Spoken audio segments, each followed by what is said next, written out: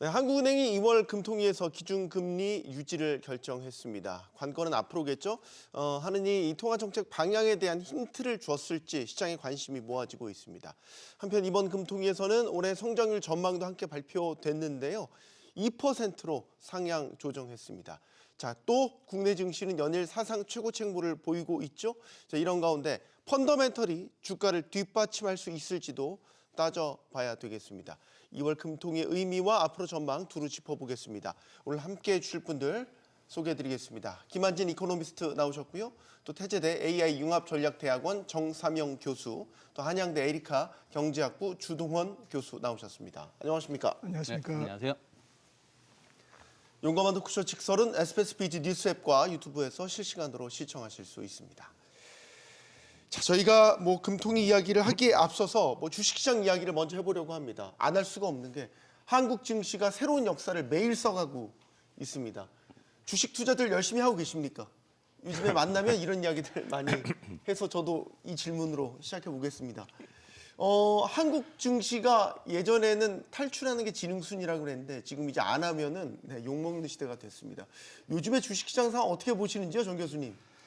아니 별로 할 말이 없네요. 제가 주식에 대해서 지금 한국 주식 저는 이렇게 너무너무 호랑일 줄은 꿈에도 생각을 못했어요. 시간도 시간이고 속도도 속도고 가지고 제가 작년 지금 3천 넘어가고 4천 넘어가고 5천을 목표로 할 때도 좀 시간이 걸릴 것이다 계속 얘기를 했는데 지금 이제 7천 바라보고 있고 만을 지금 전망치에서 내놓는 증권사들도 있고 제가 들어보니까 그래서 아니 금년 들어가지고 하루에 1%씩 올랐어요. 지금 2월 중순 어제 기준으로 44% 올랐어요. 코스피가. 네. 그러니까 주말 빼면은 1%씩 오른 건데 그렇죠. 시총은 5천 넘었고 5천조 넘었고 아니 이게 가능한 건가 하는 약간 어떻게 설명해야 되는지. 근데 그러니까 밑바닥을 들여다 보면은 또 이해가 가는 부분들도 있어요. 항상 저희가 했던 얘기들처럼 코리아 디스카운트 너무 심했다. 진짜 너무너무 심했기 때문에 올라와야 되는 건 맞는데 이렇게 빨리 올라올 줄은 몰랐다 하는 거. 그리고 또 하나 이건 꼭 칭찬을 하고 싶은 게 칭찬 정도가 아니라 진짜 대단하다고 제가 얘기하고 싶은 게 정책이에요, 정책. 이거를 서포트해 줄 수 있는, 서포트하고 있는 여러 가지 지금 정책들이 있잖아요. 지금 다 나열을 하기도 그런데 그 정책들을 이렇게 뒷받침을 하면서 그때 타이밍이 맞게 이 시장을 뒷받침하는 거 보면서 야, 이거는 진짜 세계사를 다시 쓸 수 있다. 아니 어젠가 제 대학원생 하나가 저한테 오더니 기네스북에 올라간대요. 우리 코스피 이 성장 속도와 이게 그래요? 전 세계 역사상 요 단기간에 어느 국가의 그러니까 주가 지수가 이렇게 오른 적은 없다. 단일 종목도 아니고 그런 얘기를 하더라고요. 그래서 이건 이거 가능한 얘기겠다 하고 말았는데 좀 이따 더 부연 설명을 드리겠습니다. 알겠습니다. 네. 정삼영 교수님이 정책 관련해서 굉장히 짠물 평가를 하시는 분으로 유명한데 극찬을 하셨습니다. 이게 이제 우리 증시가 이제 연일 가속도를 붙이면서 가고 있는데 이제 펀더멘털이 뒷받침되고 있는 성장이냐? 이제 경제학자시니까 이런 질문을 한번 교수님께 드려보고 싶습니다. 일단 저도 그냥 너무 말씀하신 대로 할 말이 없는 상황이어가지고 그래서 저도 궁금해서 다른 분들 말씀하시는 거 유튜브 많이 보거든요. 그래서 보면은 좀 납득이 되는, 설득이 되는 얘기 중에 하나는 일단은 그 K자형 우리 지난번에 제가 나와서도 그 문제 가지고 양극화. 지금 주식시장도 일단은 좀 양극화 문제는 있는 것으로 보더라고요. 그래서 지금 펀더멘탈이 받쳐주고 있는 상황이냐라고 얘기를 했을 때 지금 현재 주가에 또 어제 기사에 보니까는 최근에 주가 상승의 40% 정도인가를 이제 반도체 지금 우리 두 개가 하고 있다라고 하잖아요. 근데 그러면 결국은 이 반도체는 지금 AI 관련된 투자로 해가지고 이게 일종의 이제 내러티브 이코노믹스로 하죠. 그래서 이제 주식 시장에서는 사실은 펀더멘털보다는 가격을 결정하는 요소로 큰 게 심리적인 요소가 사실은 큰 거고 그 심리를 설득해내는 게 스토리가 있어야 되는 건데 이제 지금 현재는 그 스토리가 이제 작동을 하고 있는 상황인 거죠. 그래서 우리나라 주식시장을 전반적으로 봤을 때는 그 반도체 위에 다른 부분은 이게 지금 펀더멘탈이 받쳐주고 있다라고 보기는 어려운 면이 있지 않을까라고 생각을 하는데 뭐 그런 분석이 의미가 없는 그 시장이다. 그러니까 최근에 제가 한번 그 어디 이렇게 신문에 컬럼을 하나 썼었는데 네. 제 흔한 경제학자의 주식시장 주식 투자 실패기라고 해서 썼었는데 네. 네, 저기 경제학자 말은 네, 믿지 마시고 또 네. 최근 어디에서 보니까 심지어 투자회사 사장님이 나오셔가지고 예.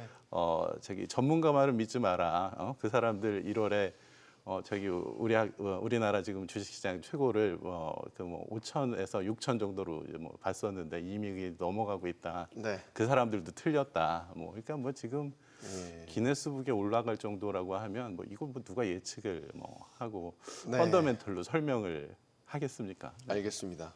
박사님, 노무라에서는 8천도 예. 제시가 됐습니다. 예전에 이렇게 막 그 계단식으로 막 목표치 제시될 때 너무 과한 거 아니야? 과한 거 이제 그 생각 안 드는 것 같습니다.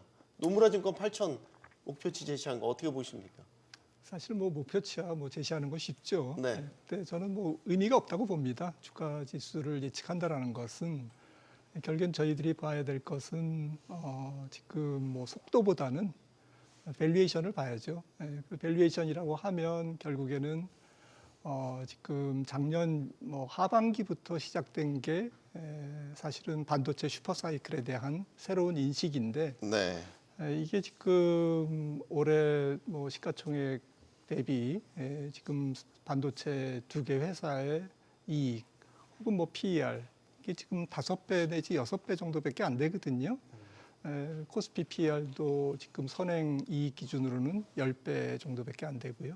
그러니까 속도가 빨랐지 밸류에이션이 아주 뭐 끔찍하게 정말 터무니없이 높은 것은 아니다.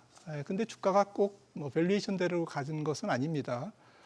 제가 그 한 20년간 반도체 두 회사의 주가를 조금 이렇게 봤더니 네. 재미삼아 봤습니다. 네, 네. 이익 증가율이 가장 높았던 해가 주가가 조금 꼭지를 찍고 내려오더라고요. 그러니까 슈퍼사이클이 내년도 지나서 앞으로 2028년, 뭐 심지어는 30년까지 진행되는 것은 맞습니다. 그렇게 보는 게 합리적일 것 같아요. 하지만 삼성전자와 SK하이닉스, 코스피 영업이익의 증가율이 올해 증가율이 작년 대비 증가율이 올해 대비 내년 증가율을 올해 대비 내년 증가율이 작년 대비 올해 증가율을 뛰어넘을 거냐라는 것에 대해서는 조금 회의적이죠.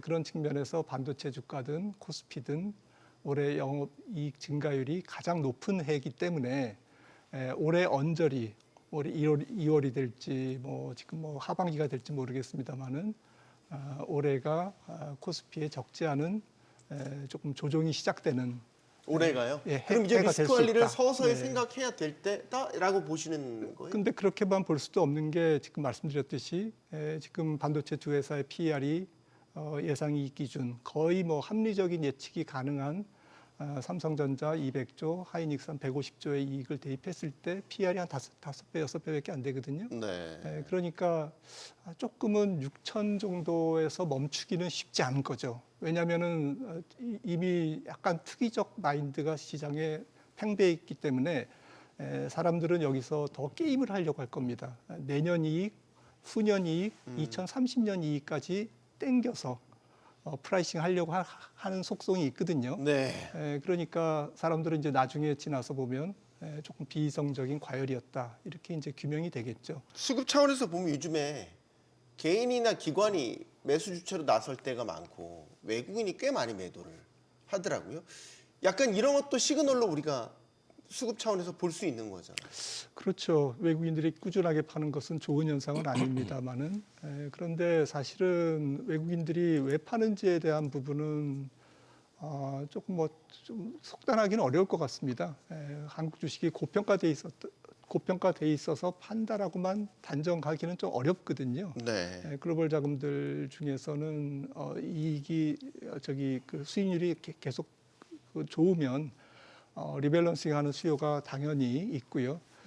또 계량적으로도 조금 뭐 자동 매매 이런 부분들이 알고리즘 매매가 있기 때문에 조금 그것을 무조건 한국 주식이 고평가돼 있어서 판다 이렇게만 보기는 좀 어려울 것 같습니다. 네. 정 교수님. 지금 외국인들이 조금 최근에 와가지고 좀 팔기 시작하고 있잖아요. 제가 생각하기에 지금 그 친구들은 그러니까 주식 시장에서 밸류에이션을 볼 때 재무적인 요소가 있고 조금 비재무적인 요소가 있고 그렇지 않습니까? 네. 국내에서는 이제 내국에서 저희가 이제 판단할 때는 하도 미디어에서 접하고 아까 제가 잠깐 말씀드렸던 상법 개정도 그렇고 여러 가지 정책적으로 뒷받침하고 세금 문제도 그렇고 이제 정부에서 이 주식시장 어떻게 보면 활성화면 활성화, 정상화면 정상화라고 표현할 수도 있는데 이걸 위해서 노력하는 것들이 체감되기 때문에 국민들이 투자자들이 거기에 그때그때 반응을 해가지고 지금 굉장히 모멘텀을 가지고 있는 상태인데 네. 외국에서 볼 때는 좀 냉정하게 보고 있는 것 같습니다. 제가 보기에. 그래서 그 점에서 제가 조금 드리고 싶은 말씀이 뭐 아직 질문 부동산 시장에서 머니무브를 기대하고 있잖아요. 저희가 지금 정부도 일어나고 그렇고 있는 거 아닙니까? 아직은 뭐 명확하게 단정 짓기는 어려울 것 같아요. 지금 정부가 얘기하는 것처럼 다주택자들이 부동산을 정리해가지고 그 돈을 그 자금을 가지고 주식시장으로 이제 유입시키게. 근데 일단 그 점에서는 속도는 굉장히 지금 저희가 생각하고 기대하고 있는 것처럼 빠를 것 같지는 않습니다. 부동산과 주식이라는 게 완전히 다른 자산군이고 리스크 리턴이 다른 거고 네. 거기에 투자자들의 성향도 다른 거고 하기 때문에 자산군을 바꿔가면서 투자처를 바꾸는 거는 여러 가지 전제 조건이 필요합니다. 사실 뭐 파이낸셜 리터러시라고 하는 교육도 필요하고 일본에서 해왔던 니사 프로그램, 뭐 아이데코 프로그램 등등에서처럼 여러 가지 세제 혜택을 주겠다 등등 뭐 그 사람들을 독려할 수 있는 장기간의 노력이 필요한데 아직은 지금 시작점일지 모르겠지만 그렇게까지는 그 빠른 시일 안에 그게 움직이는 거를 기다리기는 쉽지 않다. 오히려 그 사람들은 부동산을 정리를 하면은 또 다른 부동산으로 쉽게 갈 수는 있어도 뭐 강북이나 지방에 오피스를 산다든지 땅을 산다든지 아니면 금을 산다든지 은을 산다든지 조금 안전자산, 조금 그러니까 변동성이 덜한 네. 그런 자산군에 투자하는 거는 비슷한 자산군 혹은 같은 자산군 내에서 그건 가능할지 몰라도 주식으로 갑자기 바꿔 타기는 좀 시간이 걸릴 것이다. 그 점에서 더 중요한 거는 그러니까 부동산에서 주식으로 국내에서 갈아타는 거는 왼쪽 주머니에 있던 자금이 오른쪽 주머니로 와가지고 오른쪽 주머니를 크게 만들겠다 하는 논리하고 비슷한 건데 그게 아니라 글로벌 자금이 들어오게 하는 게 가장 중요합니다. 글로벌 자금이 들어오게 해야 되는데 지금 제가 지난 한 몇 개월간 느낀 게 제 주변에 있는 외국 분들이 그동안은 K-팝 얘기하고 K-컬처, K-푸드 얘기하던 사람들이 주식 얘기를 물어보기 시작한다. 그 말입니다. 그건 되게 고무적이죠. 고무적이네요. 처음이에요, 저는. 코리아 주식에 대해서 관심을 아주 시리어스하게 갖기 시작하고 그런 분들이 하나 둘씩 기관도 그렇고 늘어나기 시작했는데 여기서 이 모멘텀을 잘 잡아야지 두 마리 토끼를 잡을 수 있을 것 같아요. 잘하면. 저희가 항상 지금까지 우려해왔던 게 국내 자금이 달러로 그러니까 유출이 되기 때문에 우리 원화값도 떨어지고 환율 문제도 있고 코리아 디스카운트도 생기는데 그거 두 개를 뒤집을 수 있는 그런 기회를 잡을 수 있지 않을까 하는 지금 한국 주식시장을 보면서 제가 지금 가지고 있는 기대는 뭐 부동산에서 이쪽으로 넘어오고 뭐 다 좋은데 물론 다 좋습니다. 하지만 가장 큰 거는 지금까지 못 해봤던 거. MSCI 선진국 지수에도 안 들어가가지고 인덱스 알로케이션에도 지금 못 하고 있고 네. 그랬는데 아니 이제는 사람들이 지금 전 세계 넘버 1 아닙니까? 예. 1등 아닙니까? 압도적인 1위입니다. 압도적. 기네스북에 오른다고 그러고 있지 않습니까? 네. 이거를 어떻게 잘 발판 삼아가지고 조금 다져갈 수 있을까 하는 게 바람입니다. 네. 이 외국인들이 한국 증시를 시리어스하게 고민하기 시작했다라는 말에 굉장히 뭔가 모르게 뿌듯하고 자긍심이 느껴지는 한마디였던 것 같습니다. 자, 이런 가운데 이제 한국은행이 기준금리를 6연속 2.5%로 그대로 유지하는 결정을 했습니다. 뭐 금리를 그대로 유지할 거다라고 많이들 예상들 하셨는데 반전이 없었다? 뭐 이제 이런 생각도 듭니다. 주 교수님 어떻게 평가하십니까? 그 이창용 총재가 1월에 기자간담회 그 통방 이후에 이제 기자간담회 하면서 당분간 현 수준에서 지켜보겠다라고 이미 이제 얘기를 했었던 부분이 있고요. 그리고 그 뭐 한 달 사이에 그런 상황에서 이렇게 크게 변화가 있었던 부분이 없었기 때문에 그리고 뭐 지금 경제 전망 뭐 얘기 얼핏 들어보니까 경제 성장률도 지금 상향 조정하고요. 그래서 네. 지금 한국은행이 8월, 11월 그리고 2월 경제 전망하면서 전망을 지금 계속 위로 올리고 있거든요. 그러니까 지금 말씀하신 것처럼 지금 주식 시장을 우리가 이제 전 예측이 과거에 우리 예측을 훨씬 넘어서는 이런 결과들이 지금 나오고 있었기 때문에 네. 이게 지금 이 상황에서 경제 전망까지 올리고 근데 이제 그런 가운데 환율은 뭐 조금 낮아지고 있기는 하지만 물가에 대한 이게 상방 위험은 존재하는 상황이고 이제 그렇다라고 하면 금리를 이제 내리기는 어려운 상황으로 일단 봐야 되는 것 같아서 그렇다고 지금 현재 상황에서 금리를 올릴 수도 없는 상황인 것으로 보이고요. 그러다 보니까 일단은 뭐 동결로 나오게 될 수밖에 없는 상황이다. 네. 말씀을 드리겠습니다. 이변 없는 금통이었다. 금리 유지는 뭐 어떻게 보면 당연한 선택이었다. 박사님 어떻게 보십니까? 네, 그렇죠. 뭐 한국은행 입장에서는 통화 가치 안정이 가장 중요한 문제인데 금리를 내리면 좋겠는데 한국은행도 그렇게 못하는 게 금융 안정성 문제, 결국 이제 가계부채 문제죠. 가계부채 또 잘못된 시그널을 줄 경우에는 뭐 주택시장 조금 뭐 정부와 또 엇박자를 낼 수도 있는 거고요. 그런 측면에서 좀 내리기가 어려웠을 겁니다.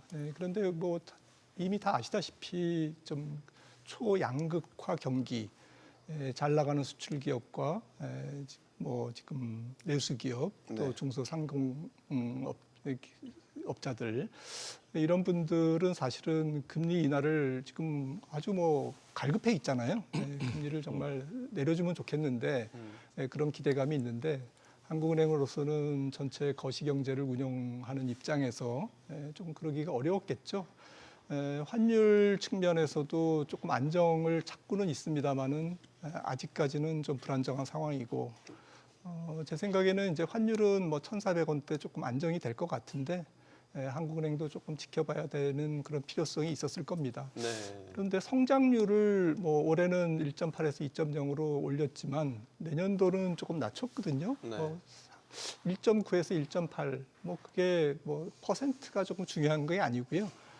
조금 뇌피셜을 돌리자면 얼핏 보니까 한 0.1%포인트, 아니 뭐 그 큰 문제 아니다라고 생각을 할 수도 있겠지만 제 생각에는 뭐 약간 금리를 인하할 수도 있다라는 그러한 미묘한 입장 변화에 조금 그 포석을 까는 제가 너무 확대 해석하는 건가요? 그러니까 앞으로 뭐 금통위 뭐 4월 10일 날 또 금통위가 있는데 그때도 만약에 내년도 경제 성장률을 또 0.1% 낮춘다 그러면 한국은행의 본심이 그 통화정책위원들 중에 상당수가 금리를 조금 환율만 잡히면 그리고 가계부채가 조금 안정되면 금리를 좀 한 번 정도는 네. 내릴 수도 있다라는 시그널을 시장에 주고 싶어 하는구나. 네. 이렇게 해석할 수도 있겠습니다. 그런 해석도 가능하군 정 교수님. 그래서 아, 말씀드리겠습니다. 100% 동의하고요. 네. 지금 그러니까 금통위를 생각할 때 제가 금통위 전문가는 아닌데 네. 세 가지 환율, 집값 또 하나가 가계부채. 네. 그것 때문에 안 내린 게 아니라 못 내리고 있나 지금 그런 생각이 들고요. 그 중에서도 하나를 꼽으라고 그러면은 가장 지금 민감한 문제가 제 입장에서는 환율 같아요. 그거를 생각할 때 환율이 지금 뭐 국민연금도 그렇고 뭐 공적연금들 뭐 다 회의도 하고 막 그러고 있지 않습니까? 이거를 어떻게 해외 투자는 어떻게 하고 달러 조달은 어떻게 하고 등등 환율 문제 때문에 그러고 있는데 미국이 FOMC가 금리를 붙잡고 있어요 지금. 네. 지금 올해 계속 분위기가 점점 higher, longer 할 것이다.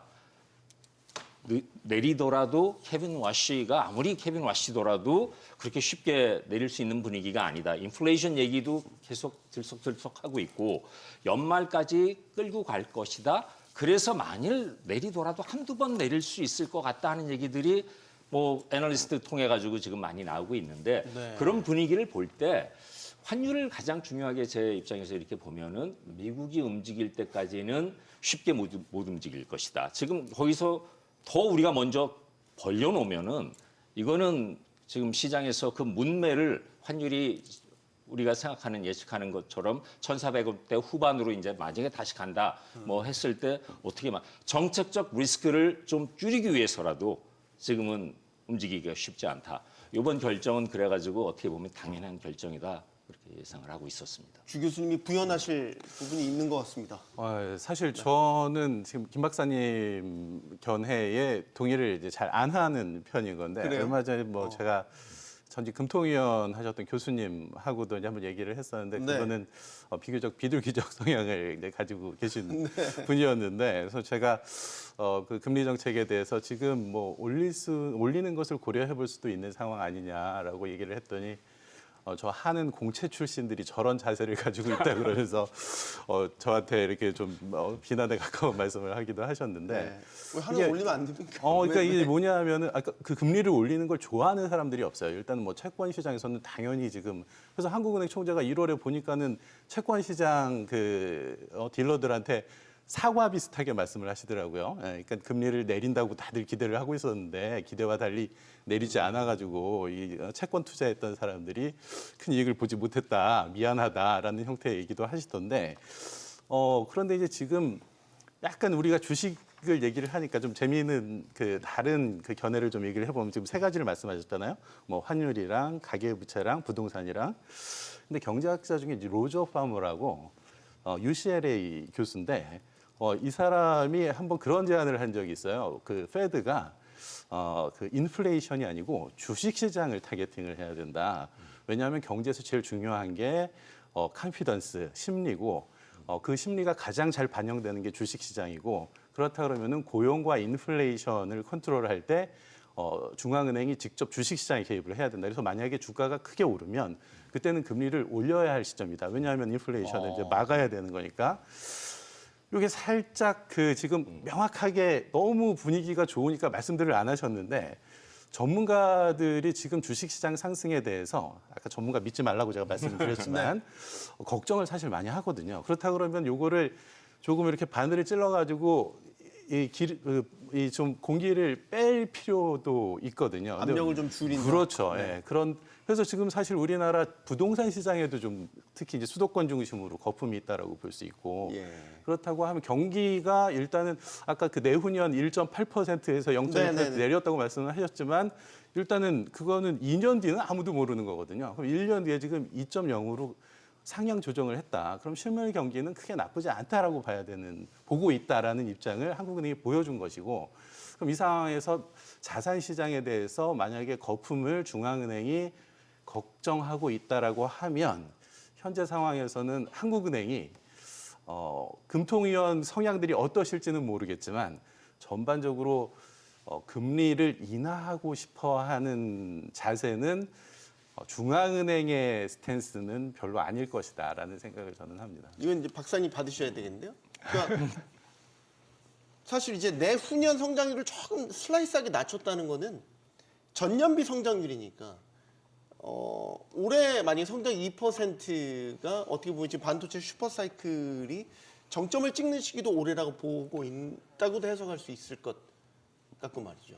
그렇습니다. 뭐 성장률 2.0% 중에서 반도체가 정확하게 몇 퍼센트 포인트를 차지하는지는 뭐 계량적으로 분석하기 어렵지만 대략적으로는 뭐 0.4에서 0.5 정도까지도 보고 있거든요. 네. 그러니까 반도체 효과를 빼면 사실은 뭐 다른 산업은 상대적으로 굉장히 조금 평균 이하다. 네. 잠재 성장률을 달성하지 못하고 있다라고 이제 우리가 봐야 되는 거고 그런 측면이 뭐 계속 얘기 나오는 K자형 경기고 그리고 이제 중앙은행이 항상 고민하는 것은 결국 금리 인하로 인해서 예상되는 부작용입니다. 긍정적인 효과도 있지만 부작용도 있거든요. 그래서 이런 부작용이 그동안 금리를 내리면서 한국은행이 사실 3.5에서 2.5 100bp를 내리는 동안 시장 금리가 내렸습니까? 오히려 50bp 올랐거든요. 네. 우리나라 국고채 금리는. 작년 4월 저점 대비로 보면 100bp가 올랐습니다.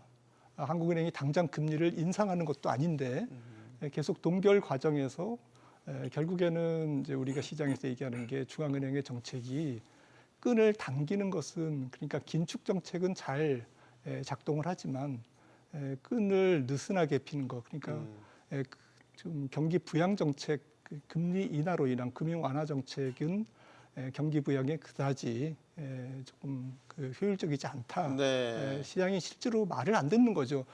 사람들은 당장 대출 금리, 뭐 신용카드 금리 이게 지금 떨어지는 게 문제지. 한국은행 콜 금리로 지금 개인들이 대출을 받는 건 아니거든요.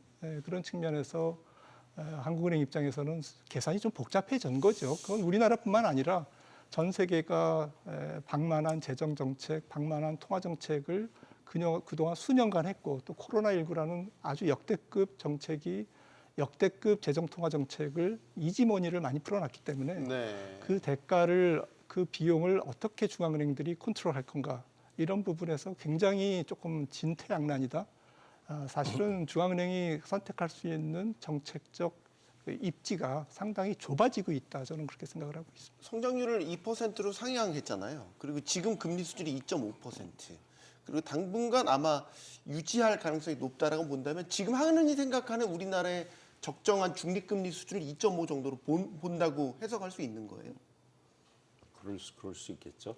지금 예, 저는 한국은행이 그렇게 보는 그렇게 거죠. 보고 너무 이게 있다라고 긴축적이지도 않고 생각이- 완화적이지도 않다. 2.5가 그렇죠. 예, 그러니까 1월에 오늘도 이제 뭐 기자간담회 하면서 이창용 총재가 또 비슷한 질문을 받게 될 것이고 대답을 하게 될 것 같은데 지금 그 현재 금리를 기본적으로 그 장기적 어느 정도 기간 가지고 가겠다라고 하는 거는 2.5%를 중립금리다라고 보는 것 같습니다. 그러니까 1월에도 기자 중에 하나가 금리를 인상해야 된다라는 견해가 있는데 거기에 대해서 이제 어떻게 생각하냐라고 얘기했을 때 일단은 상당히 강하게 그 금리 인상 가능성을 부정하는 대답을 이창용 총재가 했었거든요. 네. 그런데 여기서 지금 금리를 낮추는 것도 여러 가지 위험 요소가 있다라고 하면 일단은 그래서 그 중립 실질 금리 측면에서 봤을 때 뭐 한 0% 정도로 뭐 중립금리다라고 보고 있는 것 같습니다. 네.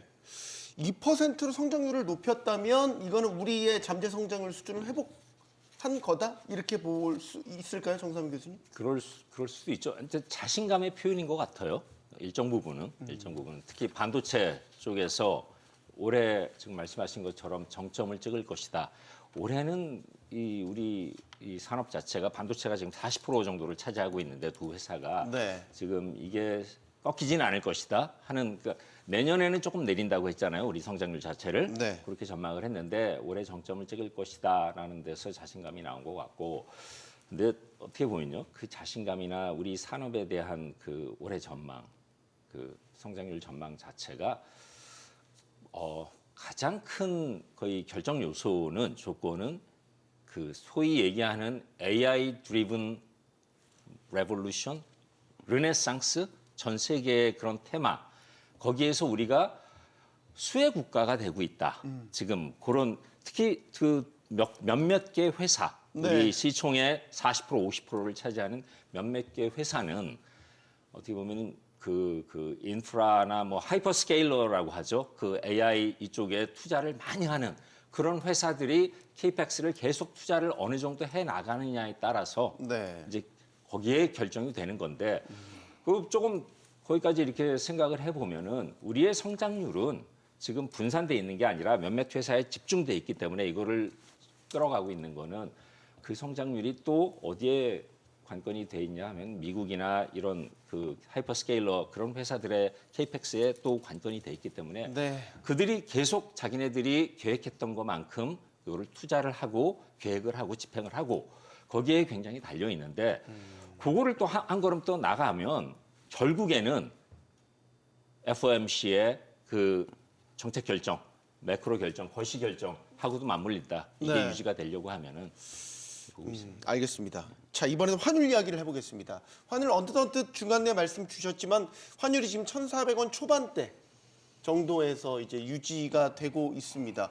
이걸 이제 완벽하게 안정권으로 들어섰다 이렇게 얘기하기는 그렇지만 1,480원 넘었던 불과 한 두 달 전쯤인가요? 네. 그때 생각하면은 한숨 돌리게 되는 것도 맞는 것 같고, 그럼 이게 지금 우리 수준의 적정 환율인가? 여기에 대한 의문도 제기가 되고 말이죠. 박사님께 먼저 듣겠습니다. 네, 환율 시장도 뭐 경제랑 마찬가지로 뭐 구조적인 것과 뭐 순환적인 좀 짧은 것과 긴 거를 이렇게 구분해서 볼 필요가 있는 것 같은데요. 일단 뭐 좀 짧은 거, 그러니까 올해 환율은 좀 안정될 가능성이 좀 높다고 봅니다. 왜냐하면은 작년에 경상수지 흑자가 우리가 1,100억 달러, GDP의 1%밖에 안 됐는데 올해는 뭐 1,500억 달러 이상 나올 것 같습니다. 그리고 작년에 역대급으로 돈이 많이 나갔어요. 그러니까 이제 거주자, 해외 투자, 즉 뭐 서학개미죠. 지금 1,170억 달러가 작년에 나갔는데 작년 한 해 동안 네. 그러면 그게 적지 않은 돈이거든요. 그래서 이 부분도 사실은 뭐 미국 경제가, 미국 증시가 어떻게 될지 모르겠습니다만은 작년보다 더 많은 돈이 빠져나간다?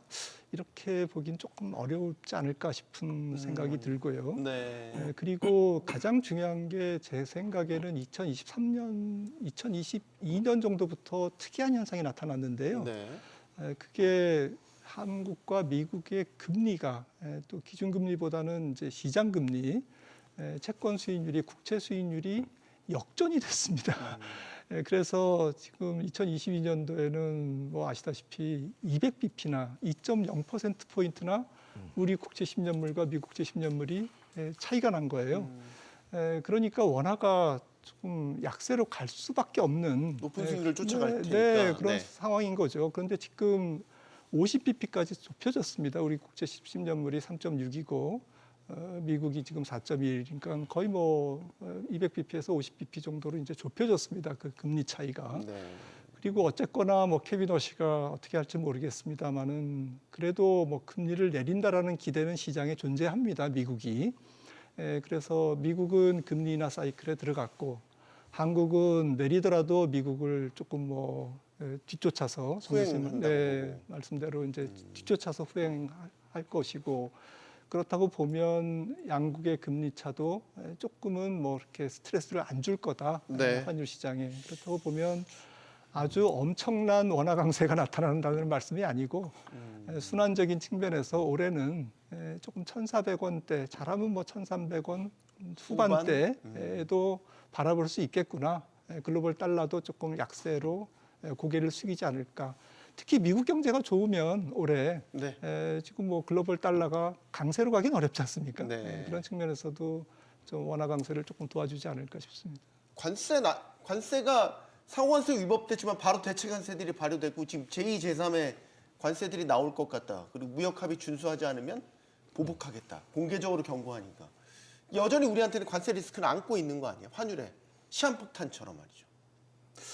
그 부분에 대해서도 이창용 총재가 또 그 지난 1월에 좀 방어를 한 부분이 있었는데, 그러니까 뭐냐 하면은 지금 관세 협상 관련해가지고 한국 외환 시장에 문제가 발생한다면은 그 200만 불이었네, 200억 불이요. 하여간 이제 그렇게 매년 나가기로 했었던 것도 안 나가도록 할 수 있도록 MOU가 이제 맺어 있다. 그래서 일단 관세 관련해서 외환 시장의 충격이 가해지지 않도록 하는 조치들은 그 정부나 당국 입장에서는 좀 조치를 취해 놓은 것 같고요. 근데 그 와중에 지금에서 관세 정책에 별 변화가 없었으면 좋았을 텐데 지금 앵커께서 말씀하신 것처럼 이 대법원에서 이 그 관세에 대해서 이제 위헌 판결이 나면서 위법 판결이 나면서 이제 이게 어떤 불확실성을 증가시킨 것처럼 얘기를 하는데, 일단은 그 부분은 좀 두고 봐야 될 것 같고, 그래서 그 이슈가 환율에 직접 영향을 미칠 가능성은 저는 많지는 않아 보이고요. 그리고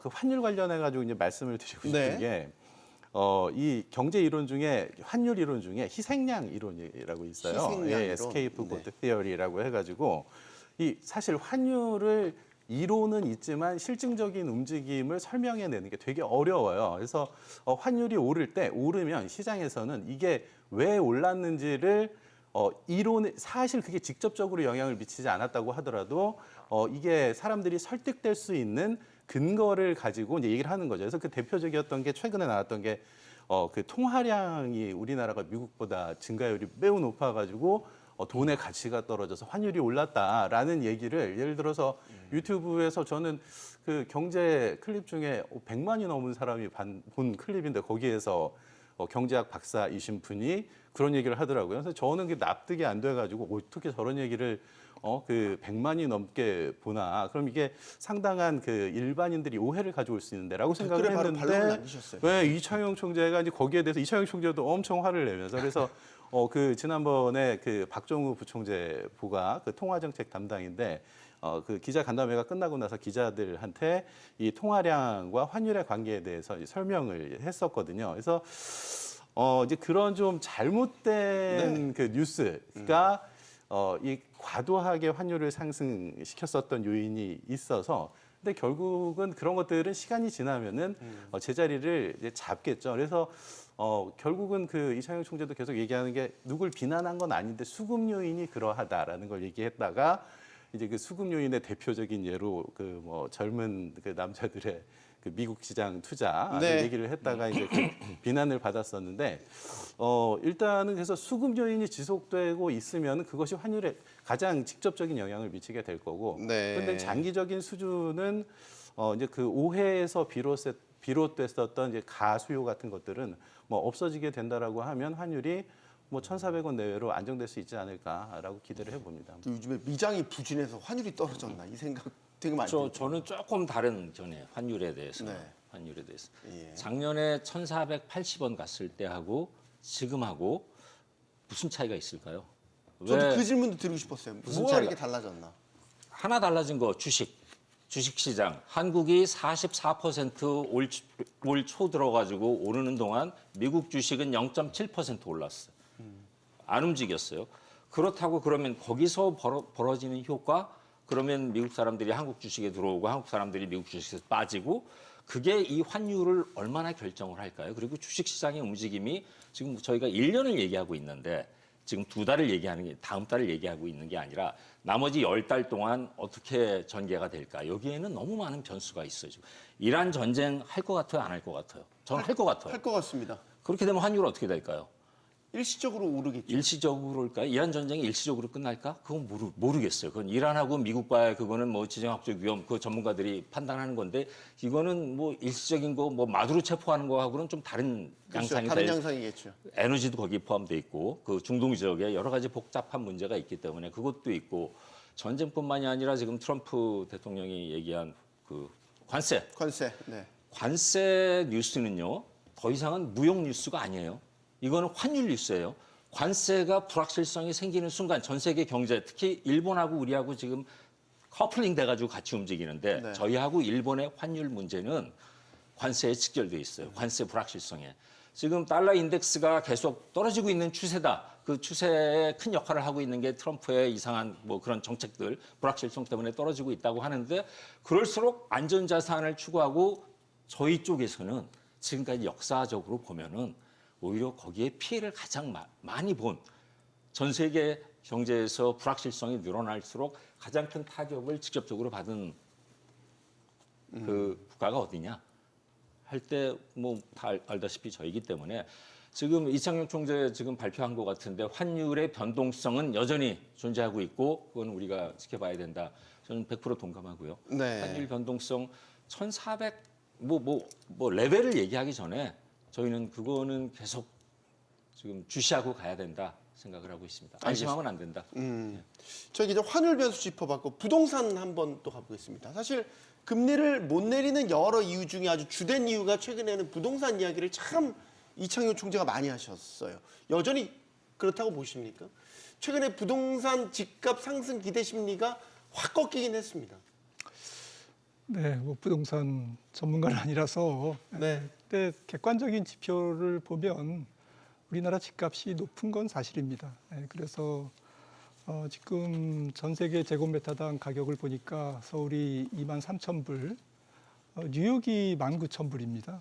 근데 뉴욕은 우리보다 소득이 2배, 미국은 2배 이상 많은 나라니까 소득 대비로는 4배가 차이 나는 거죠. 그래서 이런 부분들, 그러니까 소위 이제 가격의 어포더빌리티, 뭐 PIR로 계산할 수도 있고, 그다음에 뭐 DSR로 계산할 수도 있겠지만 이런 모든 부분이 조금 과도하게 상승돼 있는 부분에서 정부 정책이 조금 강한 의지를 갖고 밀어붙이니까 조금 이번에는 조금 뭐 안정이 되지 않을까 싶은데 네. 결국에는 이제 우리나라 구조가 세금 문제가 문제인 것 같아요. 네. 지금 뭐 세금 문제가 보유세 같은 경우는 우리나라가 OECD 평균에 거의 한 3분의 1밖에 안 되고 0.15%밖에 안 되지 않습니까? 그다음에 거래세, 취득세와 양도소득세는 오히려 거꾸로예요. 우리나라가 굉장히 조금 높습니다. 네. 그러니까 한 번 집을 사면 결국에는 뭐 강남 불패론 이걸 갖고 계속 보유할 때 지금 경험적으로도 그렇고 또 세제적으로도 이런 부분을 고치지 않으면 결국에는 언제든지 서울 부동산은 다시 또 올라갈 수 있다. 이런 좀 불안한 그런 상황에서 정부가 정책을 잘 펼쳐나가기를 기대합니다. 그 통화당국에서는 기본적으로 금리를 낮추면 부동산 기대 심리는 계속해서 자극받을 수 있다. 네, 그렇죠. 이 공식은 계속 갖고 있는 거죠. 뭐 금통위원들마다 약간 생각이 이제 다를 또 달라요? 수 있는데, 그래서 예를 들어서 제가 아까 금통위원을 역임하신 교수 선배님을 만나서 얘기를 했었는데, 네. 그랬잖아요. 그래서 주식 얘기도 하고 근데 부동산 부동산 얘기도 하셨어요? 했었는데, 네. 그래서 거기에 그 고위 그 정책 담당자도 같이 있었거든요. 예. 네, 그래서 그 금통위원 하셨던 교수님께서 이 고위 정책 담당자에게 예, 뭐라 하셨어요? 그 본인이 생각하기에는 그 보유세 올려야, 그러니까 지금 그 김 박사님 말씀에 전적으로 동의를 하는 거죠. 그러니까 이게 지금 계속 그 부동산 관련 전문가들이 얘기하는 게 거래는 쉽게 하고 대신에 그 자산 가격이 높으면 거기에 대해서 상응하는 그 대가를 지불을 하도록 해야 된다라는 게 이제 기본적인 정책 방향인 건데, 근데 실제로 보유세를 올리는 게 되게 어렵거든요. 그래서 이제 금통위원 하셨던 분은 이게 보유세 뭐 올리지도 못할 거면서 왜 자꾸 뭐 연기를 피우냐라는 식으로 얘기를 했더니 그 고위 정책 담당자는 우리가 지금 가지고 있는 뭐 대통령이 한 얘기하고 이제 비슷한 얘기일 수가 있는데 카드가 많고 여러 가지 뭐 그 강력한 이 수단들이 있기 때문에 뭐 어떻게 단적으로 시장을 이기는 정책이 없다라고 하지만 또 정부를 이기는 시장도 없다라고 이재명 대통령이 얘기했었던 근데 그런 부분이 있는 것 같아요. 네, 그래서 일단은 의지가 강한 상황이고 네. 그래서 지금 당장 효과가 나타나고 있지는 않지만 한 뭐 올해는 좀 일단 두고 볼 필요가 있지 않을까. 그리고 반드시 좀 잡히는 게 전체적으로 좀 바람직한 방향이다라고 하는 것에는 다들 이의가 별로 없으신 네. 문제죠. 네. 정 교수님. 강남 아파트값 평당 3억 하는데 지방의 아파트는 한 동을 산다. 이재명 대통령이 얼마 전에 한 얘기예요. 네. 굉장히 공감을 하고요. 저도. 예. 지금 말씀하신 것처럼 다양한 카드가 준비가 돼 있는 것 같아요. 지금 언론에 이렇게 계속 나오는 것도 그렇고 토지 공개념 얘기도 막 나오고 있고 네. 집값 보유세 얘기도 나오고 있고 뭐 여러 가지 강력한 것들이 나오고 있는데 전 정권에서도 여러 가지 대책이 너무 많았어요. 너무 많았는데 이거를 실행을 어떤 식으로 어떻게 진짜 적극적인 의지를 가지고 집행을 했느냐 안 했느냐 거기서 이 성패가 갈렸던 것 같은데 제가 지금 그 생각이 났어요. 오늘 아침에. 이제 6.3 지방선거 얼마 안 남았죠. 바보야 문제는 경제야. 바보야 문제는 주식과 집값이야. 그게 아마 이번 선거를 가르지 않을까. 지금 너무너무 강력하게 나오고 있기 때문에 사람들이 깜짝깜짝 놀라고 있어요. 저 같은 사람이 놀라고 있어요. 이거는 경험해보지 못한 것이다. 어디까지 갈까? 한번 지켜보고 있습니다. 네. 이제 마지막 질문으로 가야 될 것 같은데 지금 그 지난번 통화정책 방향 결정문에서 인하 가능성 문구가 삭제되면서 이거 가지고 이제 장기간 현재 금리가 유지될 것이다 이제 이런 전망들도 많이 나왔고 미국 연준도 지금 이제 케빈 워시라는 새로운 의장이 이제 6월부터 연준을 이끌게 됩니다. 이제 많은 통화정책에 있어서 막 변곡점들이 지금 다가오고 있단 말이죠. 저희가 이제 어떻게 대비라는 표현이 좀 이상하군요. 지금 우리 입장에서는 지금의 현 상태의 금리를 계속해서 유지하는 게 적절하다고 보시는지. 왜냐하면 케빈 워시가 AI로 생산성을 높이면 인플레이션 걱정 없이 금리 인하할 수 있다. 이런 논리를 이제 내세우고 있기 때문에 시장에서는 금리를 어쨌든 내릴 것 같다. 어떤 방식을 동원해서 내릴 것 같다라는 이제 컨센서스가 있어서 요걸 마지막으로 좀 질문 드리겠습니다. 박사님 먼저 듣겠습니다. 사실 경제에 가장 좋은 것은 경제에 순응하는 통화 정책이 되겠죠. 그런데 저는 올해 미국 경제가 생각보다 좋을 가능성, 그게 위험 요소일 것 같아요. 전체적인 주식시장에도 또 경제에도 또 통화 정책과 경제와의 미스매칭, 네. 그런 부조화에도 그러니까 경제가 뭐 지금 사실 2월부터 6월까지 지금 텍스 리펀드 세금 환급이 예정돼 있고, 그다음에 트럼프 감세가 기업들이 올해 투자하는 거는 다 세금 혜택을 받습니다. 공제를 받습니다. 이런 상태에서 작년 4분기 GDP가 1.4%였는데 셧다운 제거하면 2.4%인 거잖아요. 그러면 전월비 효과도 있고 올해 상반기 미국 경제 성장률이 제 생각에는 뭐 3% 가까이 나오지 않을까 생각을 하는데, 거기다 대고 6월, 5월에 이제 케빈 워시가 취임해서 무리하게 금리를 내릴 때 어떤 일이 생길까? 제 생각에는 금리가 폭등하죠. 그래서 시장 금리가 사실 2024년 9월부터 연준이 175bp를 내리는데 우리나라랑 똑같습니다. 미국 국채 10년물이 50bp 올라 있어요, 오히려. 네. 그런 상태에서 경제가 좋다라는 가정 하에서 하반기에 금리를 내릴 때 시장 금리가 결국에는 트럼프를 응징할 것이다. 네. 결국에는 시장의 악재인 거죠. 경제도 악재인 거고 네. 여러 가지 부작용. 또 내년도로 공은 또 그 비용은 넘어갑니다. 그런 부작용은 그런 측면에서 조금 걱정이 됩니다. 네, 정 교수님. 지금 미국 인플레이션이 1월 2.4%로 잡혔어요. CPI가. 네. 실업률이 4.3인가로 나와 있고요. 거기에다 대고 지금 FOMC는 아직은 우리가 이거를 더 확인해야 되고 조금 더 기다려봐야 될 때다 하고 있는 거예요.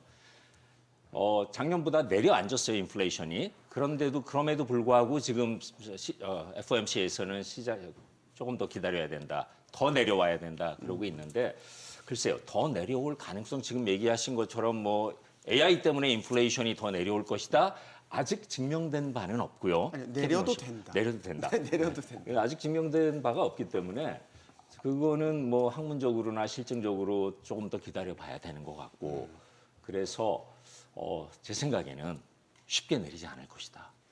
아무리 뭐 케빈 워시 아니라 누가 오더라도 지금 이 상황에서 확인하기 전까지는 그게 아마도 하반기 연말까지 이어지지 않을까 하는 조심스러운 전망을 해봅니다. 주 교수님.